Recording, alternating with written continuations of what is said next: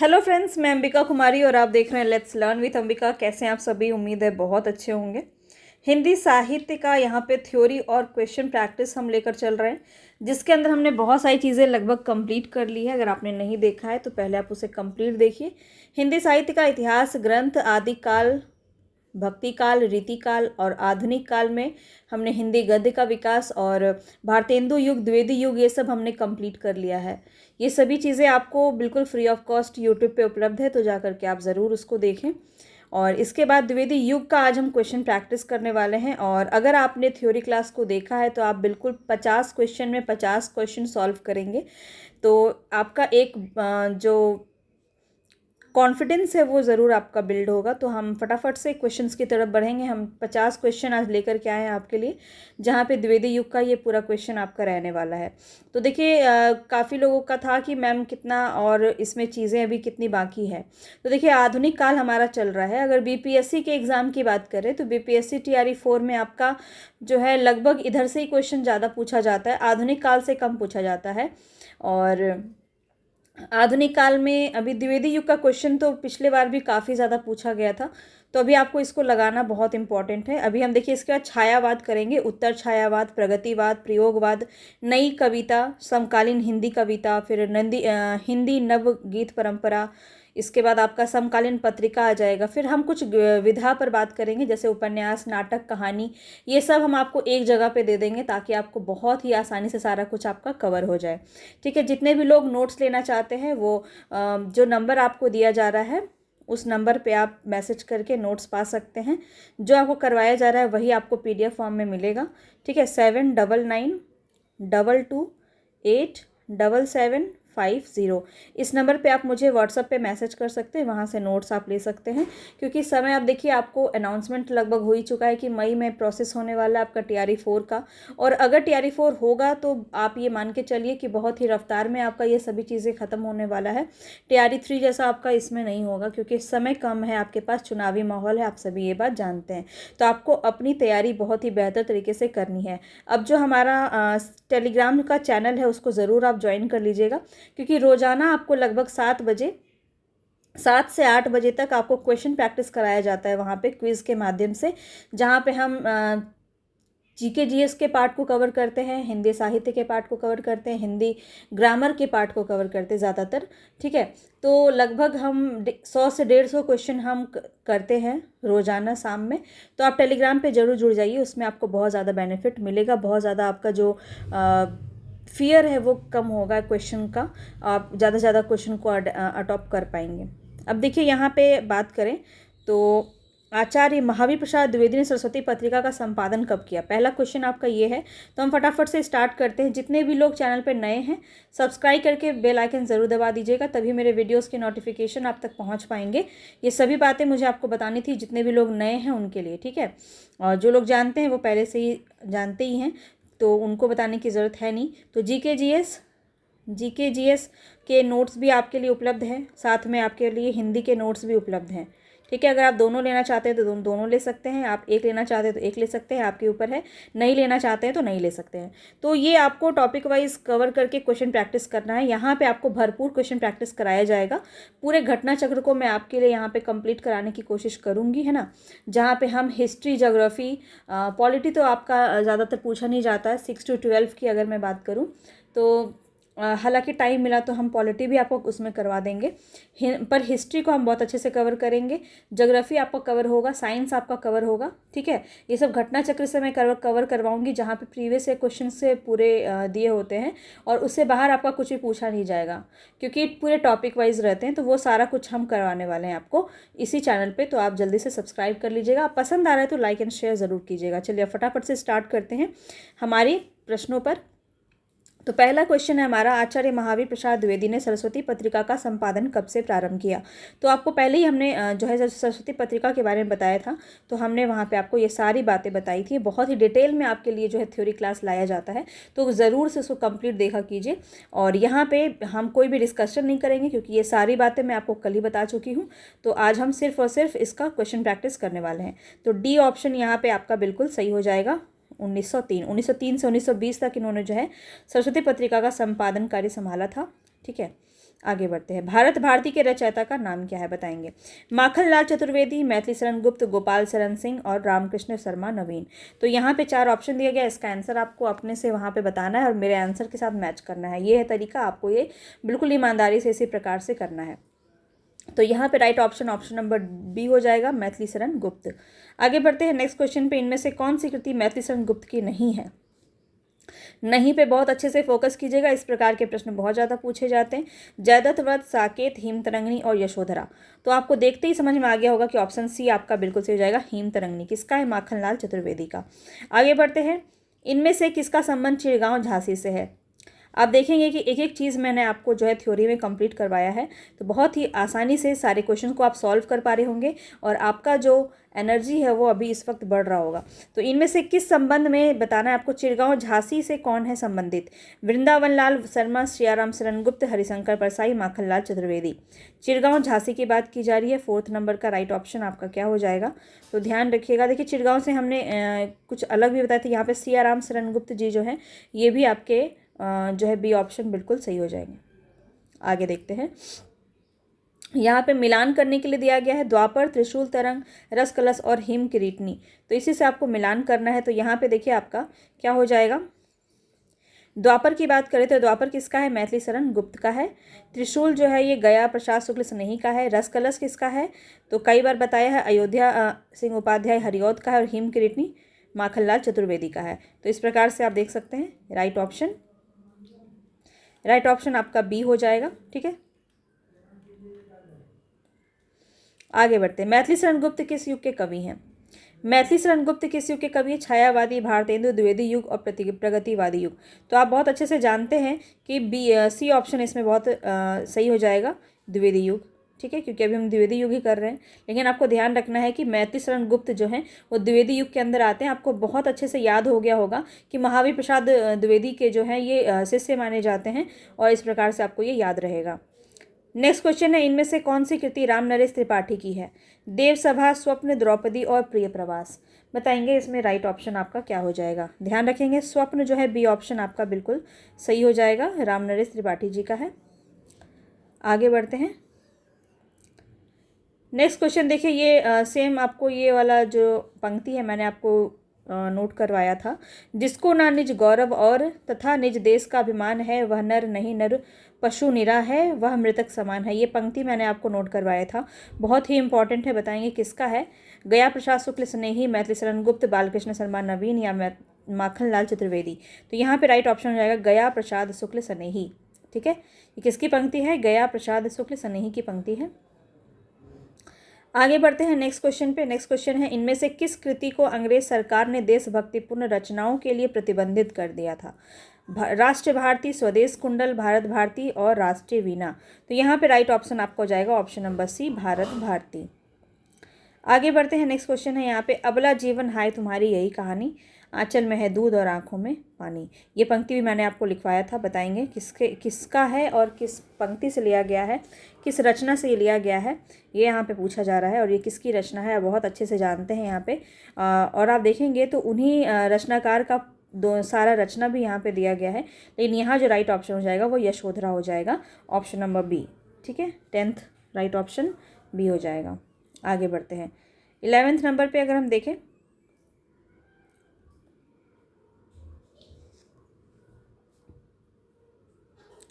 साकेत की रचना का मूल उद्देश्य क्या था।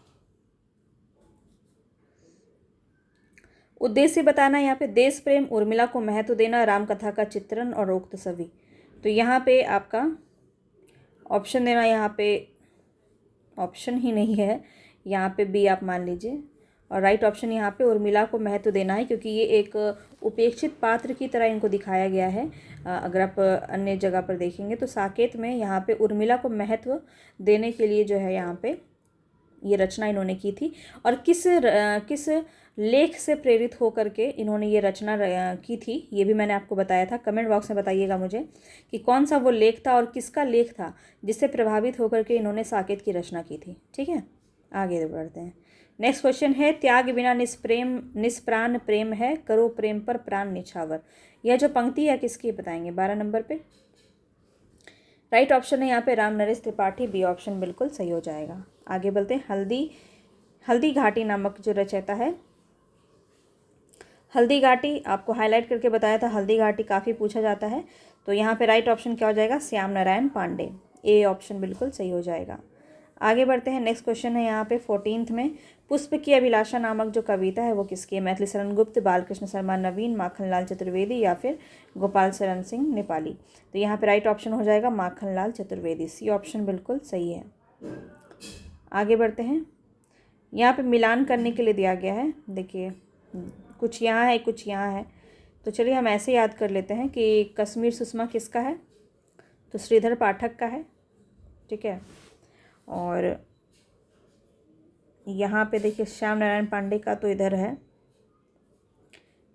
जौहर जो है वो किसका है, श्याम नारायण पांडे का है। श्याम नारायण पांडे का क्या है, जौहर, ठीक है। और कश्मीर सुषमा जो है श्रीधर पाठक का है। हिंडोला की अगर हम बात करें तो हिंडोला किसका है, जगन्नाथ दास रत्नाकर। हृदय तरंग है सत्यनारायण कविरत्न का। इसको ऐसे याद रख लीजिएगा, ठीक है। चलिए आगे बढ़ते हैं। सरस्वती पत्रिका का प्रकाशन कब प्रारंभ हुआ, बताएंगे यहाँ पे। 1900 ईस्वी, 1903 ईस्वी, 1902 ईस्वी या 1910 ईस्वी। तो आपको पहले ही बताया था 1900 ईस्वी में जो इसका प्रकाशन स्टार्ट होता है। चिंतामणि घोष जो है इसके प्रथम संपादक रहते हैं। और कौन से प्रेस से जो है इसका पहली बार और कहाँ से प्रकाशन हुआ था, ये भी मुझे आप कमेंट बॉक्स में बताएंगे। आगे बढ़ते हैं नेक्स्ट क्वेश्चन पे। भारत भारती का प्रकाशन कब हुआ? भारत भारती का प्रकाशन 1908, 1912, 1910 या 1920। याद रखेंगे 1912 ईस्वी में भारत भारती का प्रकाशन हुआ था। आगे बढ़ते हैं। इनमें से किस कवि का जीवन काल 1886 से 1964 ईस्वी है? ध्यान रखें जो इम्पोर्टेंट है उसको ही पूछा जाता है। आपको मैंने सारे ही रचनाकाल का जीवन काल बता दिया था, तो यहाँ पे आपको बताना है कौन सा आपका सही हो जाएगा। तो 18th नंबर में राइट ऑप्शन हो जाएगा मैथिली शरण गुप्त, ठीक है, 1886 से 1964। आगे बढ़ते हैं। खड़ी बोली हिंदी को काव्य के रूप में प्रतिष्ठित करने का श्रेय किसे दिया जाता है? श्रीधर पाठक, मैथिली शरण गुप्त, अयोध्या सिंह उपाध्याय या फिर महावीर प्रसाद द्विवेदी। तो खड़ी बोली हिंदी को काव्य भाषा में प्रतिष्ठित करने का श्रेय किसे जाता है, ये आपको बताना है यहाँ पे। तो आप जानते हैं कि बहुत सारे लोग यहाँ पे महावीर प्रसाद द्विवेदी को लगाएंगे, लेकिन इन्होंने जो है अयोध्या सिंह उपाध्याय, हरिओद, इनकी रचना आप जान रहे हैं। जो खड़ी बोली में महाकाव्य इन्होंने लिखा है, कौन सा है वो? तो प्रिय प्रवास, प्रिय प्रवास। तो इसके वजह से ये आंसर यहाँ पे आपका सी हो जाएगा, ठीक है। आगे बढ़ते हैं। समस्या पूर्ति किस काल की कविता में प्रचलित थी, ये बताना है। समस्या पूर्ति किस में थी? भारतेंदु युग, द्विवेदी युग, छायावादी युग या प्रयोगवादी युग। आपको प्रवृत्तियां मैंने काफ़ी बार बताया है, और जब हमने पिछली बार पढ़ा था तो भारतेंदु युग के अंदर आपका समस्या पूर्ति आता है। ये द्विवेदी युग में क्या आता है? इतिवृत्तात्मकता, ठीक है, इतिवृत्तात्मकता आता है। तो ये कुछ अलग अलग सबका है। देखिए आगे, किस कवि को भारतीय आत्मा का उपनाम जाना जाता था, बताएंगे। राम नरेश त्रिपाठी, बालकृष्ण शर्मा नवीन, मैथिली शरण गुप्त या माखनलाल चतुर्वेदी। तो यहाँ पे आपका राइट ऑप्शन क्या हो जाएगा? माखनलाल चतुर्वेदी, ठीक है। डी ऑप्शन आपका बिल्कुल सही हो जाएगा। आगे बढ़ते हैं। स्वदेशी कुंडल नामक जो काव्य ग्रंथ है, इसकी संग्रह की रचना करने वाले कवि कौन थे? स्वदेशी कुंडल आपको बताना है। तो राइट ऑप्शन हो जाएगा देवी प्रसाद पूर्ण, राय देवी प्रसाद पूर्ण। रास यहाँ लिखा गया, राय देवी प्रसाद पूर्ण इसका नाम है। आगे देखते हैं। इनमें से कौन सी रचना अयोध्या सिंह उपाध्याय हरिऔध की नहीं है? तो देखते हैं। रसकलश तो है, चुभते चौपदे भी है, प्रिय प्रवास भी है, मृत्युंजय नहीं है। तो सी ऑप्शन यहाँ पे आपका बिल्कुल सही हो जाएगा। आगे बढ़ते हैं। झांसी की रानी शीर्षक कविता के रचयिता का नाम बताएंगे। इस चैप्टर से बहुत सारे क्वेश्चंस आपको देखने को मिल सकते हैं एग्जाम में, याद रखिएगा। तो बालकृष्ण शर्मा नवीन, माखनलाल चतुर्वेदी, सुभद्रा कुमारी चौहान और जगन्नाथ प्रसाद मिलिंद। तो यहाँ पे देखिए दो में आप कंफ्यूज हो सकते हैं, माखनलाल और सुभद्रा कुमारी, पर ये बहुत ही फेमस क्वेश्चन है और बिल्कुल भी आप कंफ्यूज नहीं होंगे क्योंकि आपको पहले ही बताया जा चुका है। सुभद्रा कुमारी चौहान यहाँ पे राइट ऑप्शन आपका हो जाएगा। आगे देखिए। प्रभा और प्रताप नामक पत्रिकाओं का संपादन किस कवि ने किया है? प्रभा और प्रताप, सियाराम शरण गुप्त, बालकृष्ण शर्मा नवीन, माखनलाल चतुर्वेदी या गया प्रसाद शुक्ल सनेही। तो यहाँ पे राइट ऑप्शन हो जाएगा option number B, Balkrishna Sharma Naveen, यहाँ पे बिल्कुल सही हो जाएगा। ठीक है, आगे देखते हैं। इनमें से कौन सी रचना दिनकर जी की है, बताएंगे। दिनकर की रचना कौन सी है? रसवंती, मुकुल, रश्मिरथी, रश्मि रेखा या पाथेय? तो रसवंती हो जाएगा, ए ऑप्शन बिल्कुल सही हो जाएगा। मुकुल किसका है? ये भी बहुत फेमस है, ये आप मुझे कमेंट बॉक्स में बताइए मुकुल किसकी रचना है। आगे बढ़ते हैं। नेक्स्ट क्वेश्चन यहाँ पे, क्वासी के रचयिता कवि का नाम बताना है, बताएंगे। मैथिली शरण गुप्त, बालकृष्ण शर्मा नवीन, माखनलाल चतुर्वेदी या रामधारी सिंह दिनकर? क्वासी के रचयिता बताना है आपको, तो बालकृष्ण शर्मा नवीन की रचना है ये, ध्यान रखेंगे।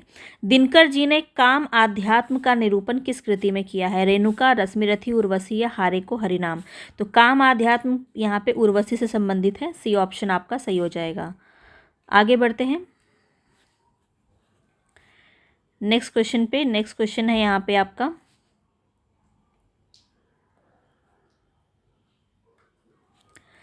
हम विस्पाई जन्म के, थोड़ा सा ब्लर लग रहा होगा पर मेरे मुंह से सुन के आप यहाँ पे आंसर कर लीजिए। हम विस्पाई जन्म के, ये किसका है बताते चलेंगे आप हमको। तो ए का यहाँ पे हो जाएगा सी, राम बालकृष्ण शर्मा नवीन का है। मौर्य विजय किसका है? देखिए ये सीधा सीधा क्वेश्चन आपका पूछा जाता है, ठीक है, तो ध्यान रखिएगा। मैथिली शरण गुप्त का है। पंचवटी किसका है? तो पंचवटी यहाँ पे आपका हो जाएगा, एक मिनट। मौर्य विजय, कुरुक्षेत्र, कुरुक्षेत्र आपको पता है किसका है? दिनकर का है। मौर्य विजय किसका है? और पंचवटी किसका है?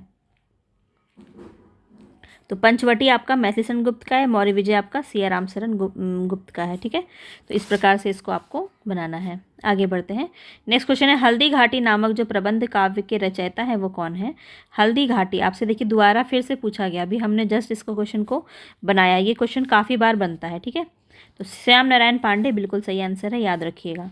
राष्ट्रीय चेतना के कवि कौन नहीं है? नहीं बताना है आपको, और पूरा आपको मैंने बताया है कौन स्वच्छंदतावादी कवि हैं, कौन राष्ट्रीय चेतना वाले कवि हैं, ठीक है। इस प्रकार के क्वेश्चन बहुत बनते हैं, तो याद रखिएगा। मैथिली शरण गुप्त, माखनलाल चतुर्वेदी, जगन्नाथ दास रत्नाकर, बालकृष्ण शर्मा नवीन। बताना है कौन नहीं है। तो जगन्नाथ दास रत्नाकर जो हैं वो आपके स्वच्छंदतावादी हैं और ये राष्ट्रीय चेतना संबंधित नहीं है।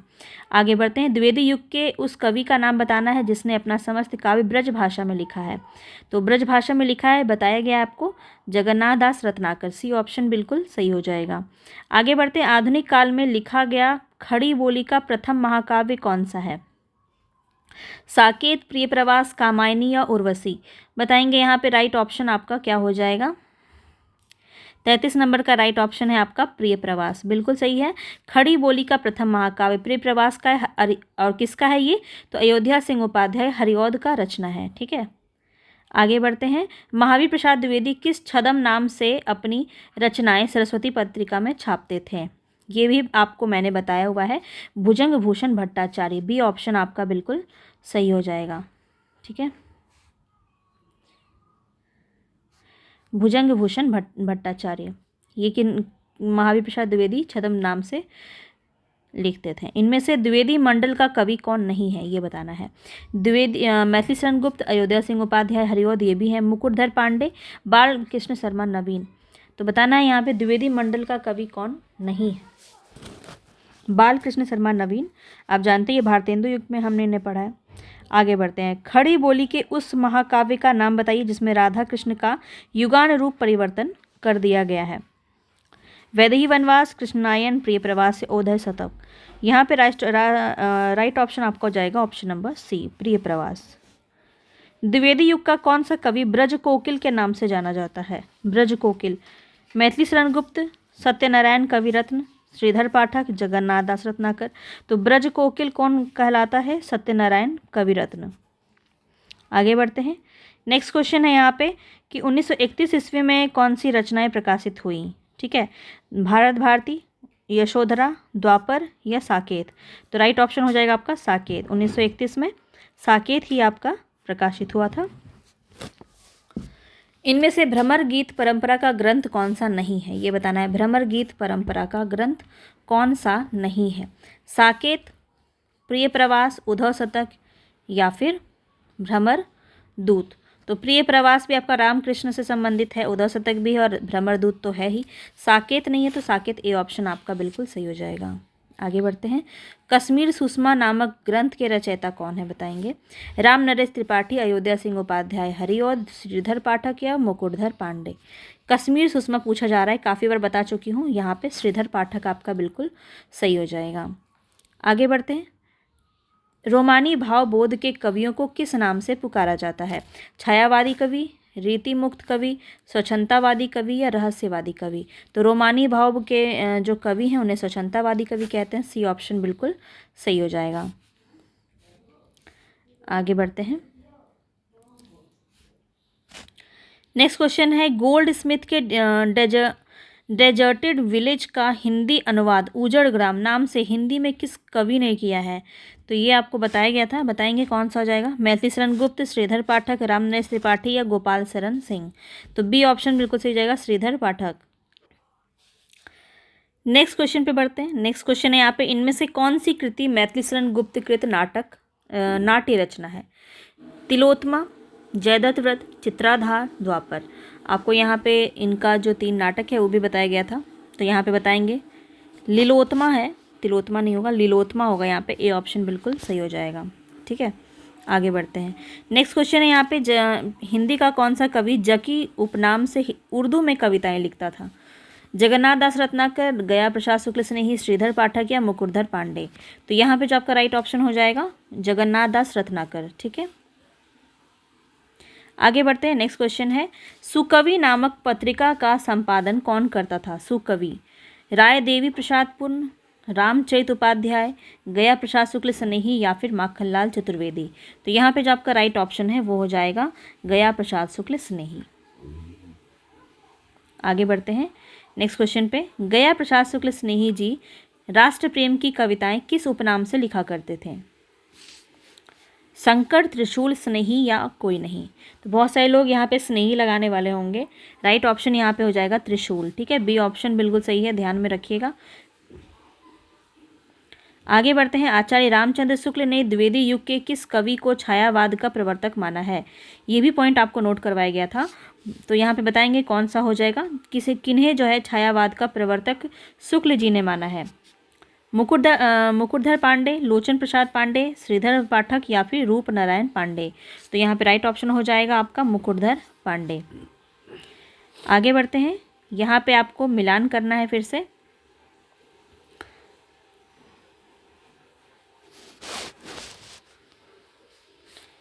तो मिलान कर लेते हैं। विष्णु प्रिया जो है ये किसकी रचना है? तो यहाँ पे ध्यान रखिएगा, विष्णु प्रिया जो है वो मैथिली शरण गुप्त की रचना है। हिम किरीटनी किसका है? माखनलाल चतुर्वेदी। और परशुराम की प्रतिज्ञा किसका है? रामधारी सिंह दिनकर का। हिंडोला हो जाएगा जगन्नाथ दास रत्नाकर।